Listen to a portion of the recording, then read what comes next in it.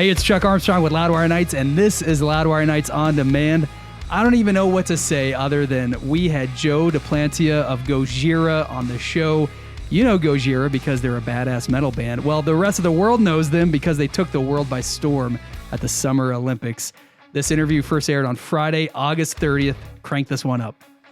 I've been a massive fan of tonight's guest for a long, long time. So when he and his band opened the Summer Olympics in Paris this year and the whole world got to see what I and so many others already knew, it was a pretty special day, man. It was a special day for metalheads everywhere. That's right. Gojira is on Loudwire Nights tonight, and hanging is frontman extraordinaire Joe Duplantier. Joe, thank you so much for being here, man. Thank you for having me. How are you? I'm good, man. I'm good. I mean, how are you? Listen, you've had quite the summer already, and you still got a lot left this year. How are you feeling right now, man? I'm feeling great. You know, I like action. I like when things are happening. And I'm a victim of it too because I put too much on my plate sometimes, and I have a hard time then finding a moment to myself to just relax. But right now I'm home and I have 2 weeks to get ready for our next tour with Gojira. Yeah.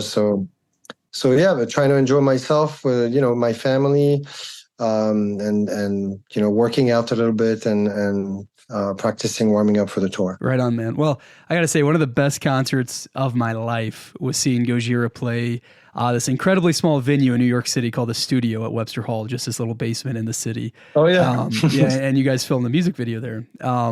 Yes, absolutely. I think that, maximum capacity couldn't have been more than a couple hundred people. And of course, you are more used to playing massive shows, festivals, arenas, amphitheaters. And then, this gigantic worldwide stage of the Summer Olympics. And so you talking about liking action, I mean, yeah. That had to be just the biggest action you've had in a long time. So you've got time between that performance and where you're at right now. Like, what runs through your head when you kind of look back and think about, wow, we did that? Yeah, what runs through my head? I don't know. I'm like, did this really happen? I have a simple life. I have my kids, my wife. Trying to be a dad, a decent dad. And try not to suck at it. And that's my main concern. And of course, I dedicated almost 30 years, 29 years at this point, to this band. And this is my, my life really, to play in Gojira and write songs and deliver messages, emotional messages, and some political also elements to a degree. So I'm really, really focused on trying to deliver quality. And what just happened, the Olympic is just like the cherry on the cake, so to speak. But the cherry turns out being, 3 times bigger than the cake. So if that makes sense, it's really, really unexpected and really incredible. It's something we never, ever expected to do, like every other metal band on the planet.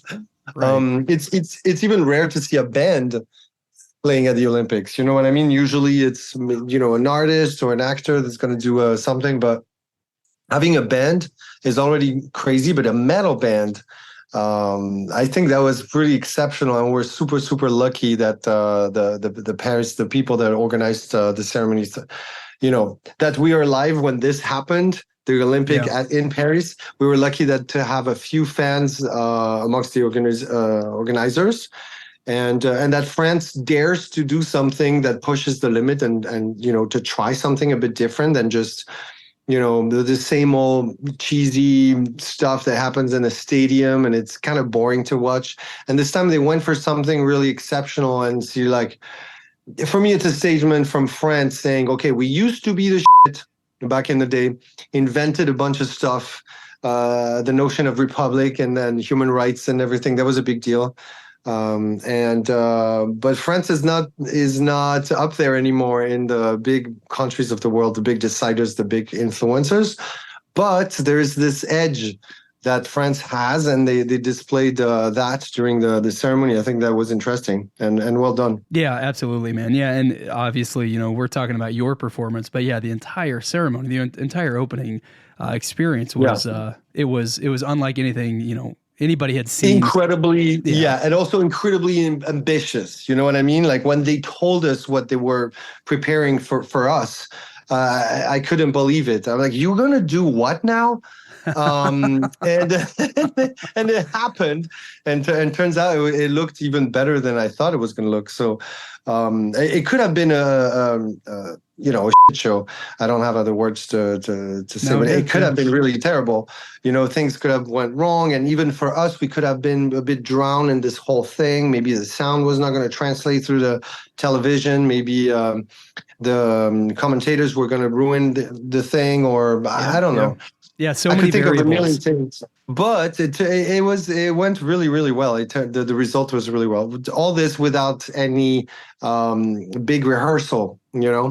There was rehearsals here and there, but when it finally all came together, everybody had their fingers crossed, hoping that it was going to work. Yeah, absolutely, man. Have you? I don't know. I don't know how you are sometimes with things you perform and things you experience. Are you the type of guy who like has rewatched this a few times? I watched the reactions online, and I didn't actually watch the whole ceremony. I got quite busy since then. Immediately after the ceremony, I was running left and right, and I have a family, and so I didn't actually take the time. What is it, 3 hours and a half or 4 hours to watch the whole thing?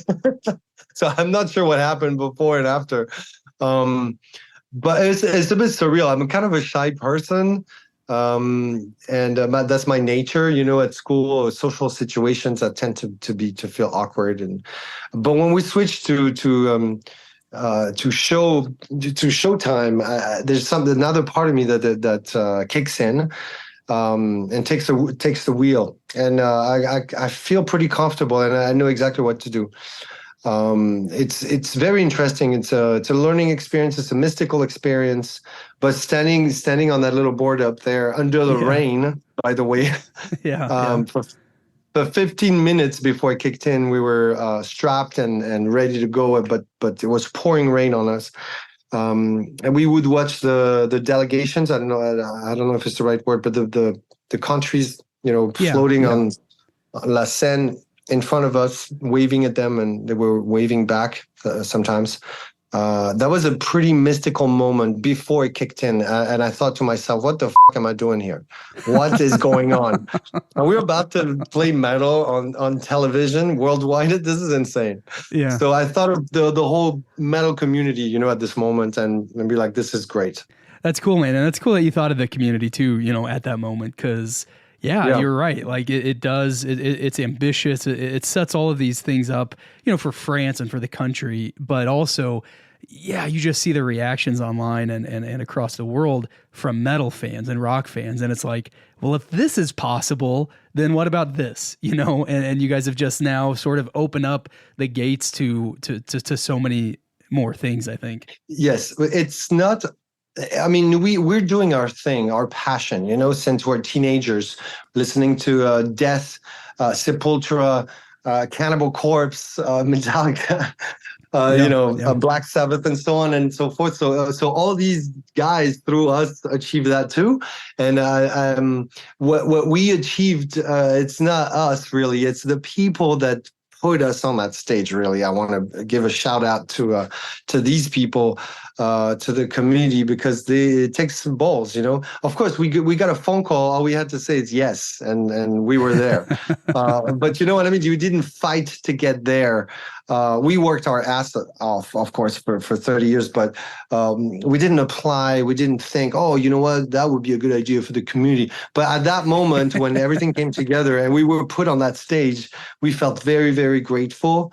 And of course, we didn't. I don't know if the word deserve it is right, but we certainly did the work, and we were ready. I love that, man. I love hearing that. Well, you guys performed the 19th century French anthem, "Ah Si Ra." I think I'm saying that right, or close to right. It's close, yeah. Close. Close. Thank you, man. Inappropriate fit. But it's not the French anthem, though. Oh, it's not. It's a song that was sang during the Revolution. Got And it. it has an interesting story that you can find online. It's a very, very interesting story, this song, but it turns out being sort of an anthem for the revolution, but it's not the French anthem per se. You know what I mean? Got it. Got it. Yeah. It's An one of many anthem. songs that were, yeah, sang in the streets while the mob was going to the king to kill them all, you Understood. know? Yeah. Exactly. So, I mean, so given the context of the entire ceremony and all of the artistry that was there, it felt like an appropriate fit. But I'm curious, if you had total control over what song you guys could have performed, what do you think you would have gone with? If we could have picked a song, Yeah, if Gojira got to pick the song, whether whatever that might be. I mean, do you think that was the right fit? Would you have gone with something else? well, I'm almost glad that it wasn't Not your the case. responsibility. Yeah, exactly. Because I would be torn for a while. Like, what should we play? One song? Are you kidding? First, for sure, we would have gone with something that has a meaning for the situation on the planet right now. Because we always want to be relevant, and we always want to empower people. We always want to communicate with people through our music and our art, and we like making statements, not just entertainment. You know what I mean? So Yeah, absolutely. we would have picked a song that says something. Turns out I managed to find a purpose in that Asaira song that is a revolutionary song, or like a revolution song, a mob song, and it's about the revolution. The original song is very, very bloody. The lyrics are really, really gore. We're gonna go to the rich and hang them, and then we're gonna kill them. Yeah. It's an old, very, very long text, and I managed to find a few sentences in there that carry a bit of hope, a bit of light, something positive, a little more positive. There's a bit that is in French, there's a bit of Latin, and then there's a bit of English because I wanted it to be international. Turns out we had some wiggle room to do our thing in this whole thing, because Nice. when we were offered the gig, there is a composer, Victor Leman, who was the official composer for the whole ceremony, right? So he's the one who worked with every artist to put this together, and it would be coherent in the end. But when it came to our song, he really let us do our thing, because metal is so specific, and he was excited to let the bull go in the arena and do its thing, to release the beast. Yeah. And he's like, dude, just do your thing. So we made sure to put all the ingredients that represent our music, specifically Gojira, so the double kick and some scrapes and some pinch harmonics and some, specific things that you can find in our music. And we sprinkled that over 3 minutes, which was the time we were given. And we built up a song like that, loosely inspired by this old song, but really we did our thing and incorporated a few things in here and there. So for that reason, we're super excited to play, because it was really our music.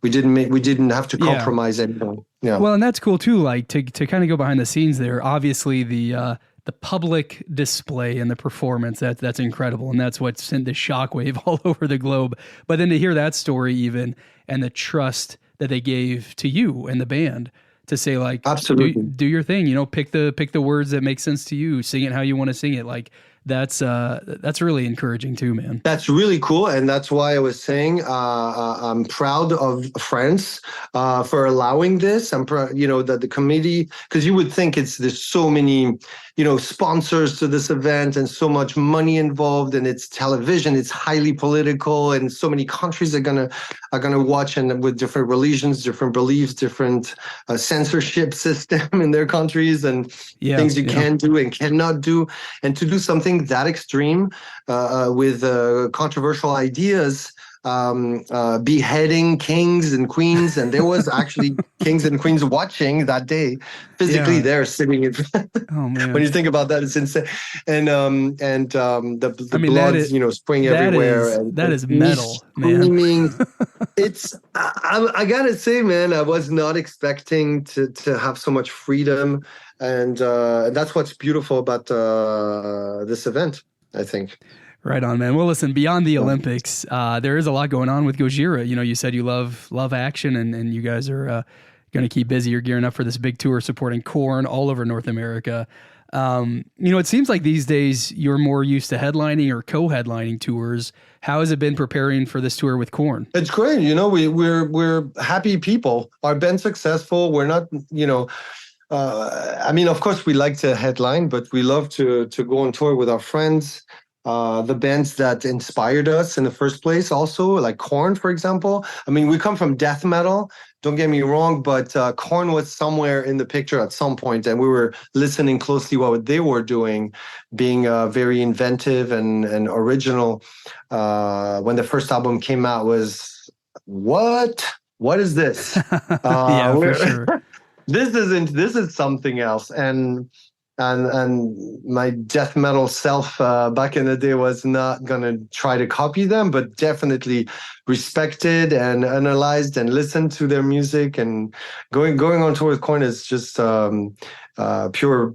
You know, we're super happy. It doesn't matter who's opening or closing. At the end of the day, we're traveling together and playing the music. We opened for bands so many times, and we're entering this era now where we're starting to headline a little more. We have a strong identity. We have more followers. People want us to headline and have the full experience. But we're doing our best, and Korn is giving us enough space and time to do our thing. Actually, so we're about to tour with some production, not the full production that people are used to see on our latest tours, but pretty close. And with a new energy too, we were resting for a bit and writing some music and stuff. And this is a great opportunity to shake off the rust and get back on in action. Awesome, man. And well, yeah, and the timing too, right? Like the opening ceremonies, and then anybody who maybe wasn't sure if they wanted to spend the money on tickets or anything like that. Like, I'm sure there was a boost of energy for people to be like, yeah, I want to see that live. I'm sure. I stay away from these numbers and statistics, and other people in the management and the band are paying closer attention. But I got busy with other things, and I like to stay away from all the fuss and the buzz around the band as much as I can. But of course, I'm excited. You know what I mean? But I try not to be obsessed with it, and for sure, yeah. Stay focused. It's exactly the same thing I've been doing for 30 years, to try to be tight and try to sing in tune and to show some good energy on stage. Awesome. Just the basics, always the basics. I can't get carried away and start wearing, a flashy whatever shirt and change my, whatever. Yeah. We'll see how it resonates in the future. For now, there's no major change. We're just a little bit high from this event of the Olympics, of course. But then I would like to talk about something real quick, if you don't mind. Yeah, please, man. Right after the Olympics, I went to Copenhagen because my dear friend Paul Watson, co-founder of Greenpeace and founder of Sea Shepherd Conservation Society, who dedicated his entire life to protecting the oceans, the whales, the dolphins, the turtles, is in jail right now for something that he did 14 years ago, supposedly, because I actually sat down with his lawyers and found out that the evidence that he didn't do it is there on camera, and the judge is refusing to look at it because it was during the filming of Whale Wars. And there's plenty of evidence to prove that he didn't do what he's charged with. And even if he had done that, it's so minor that it doesn't justify that he spent already 5 weeks in jail, and he's about to maybe be extradited to Japan to spend 15 years in jail.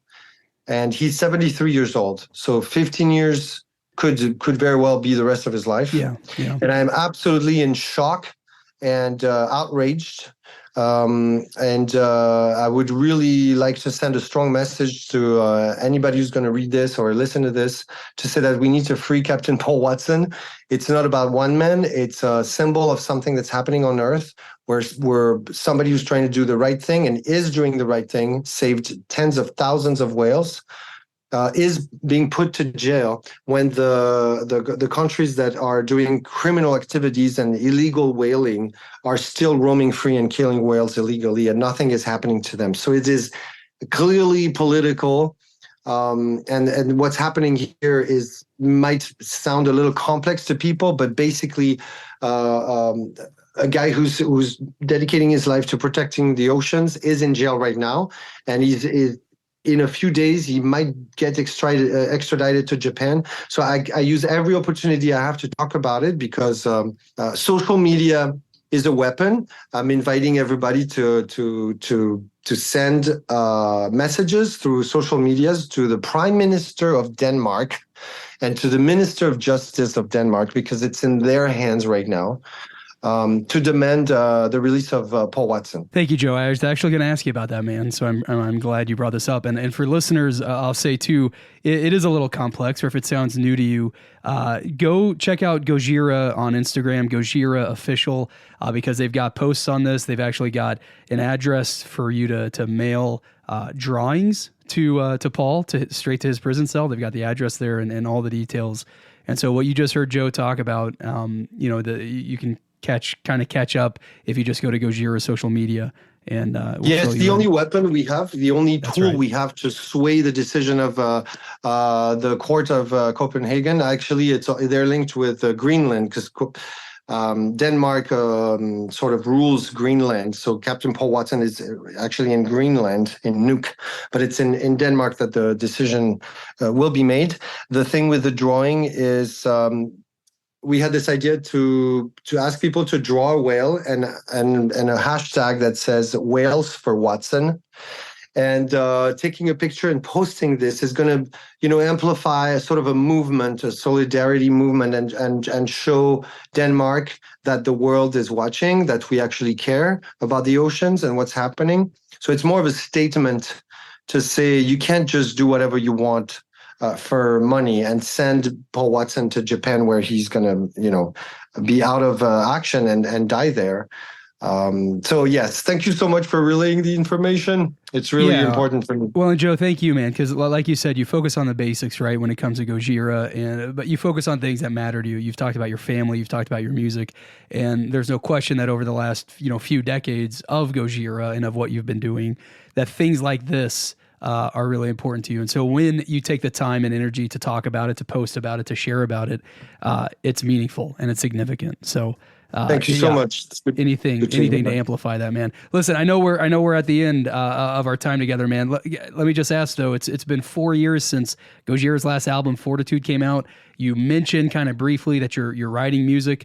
Can you give us a little hint of what's on the horizon for Gojira? I wish I could, but it's a very strange thing. Fair enough, man. Yeah. I thought I'd try.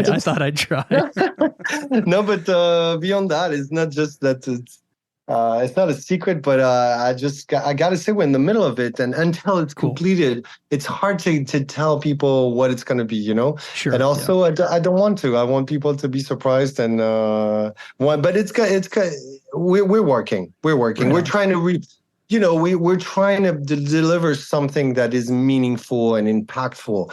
We're very ambitious in terms of writing songs and the quality of it, and we want to take a clear step forward and upward with this album. So we're putting all our love and energy on it. That's good enough for me, man. Joe, thank you so much for hanging. Truly, it's such a privilege to get a chat with you tonight to celebrate all things Gojira. We've got all the coverage on your performance at the Olympics, at the opening ceremonies at loudwire.com. We've got the tour dates for your run with Korn there as well. Fans can stay caught up with everything going on in your world at gojira-music.com too. And again, what you heard Joe talk about with Captain Watson, follow them on social media, stay caught up with everything, and amplify that along with us. Hopefully we can hang again soon, Joe. You are welcome back anytime, man. Thank you. I really appreciate you.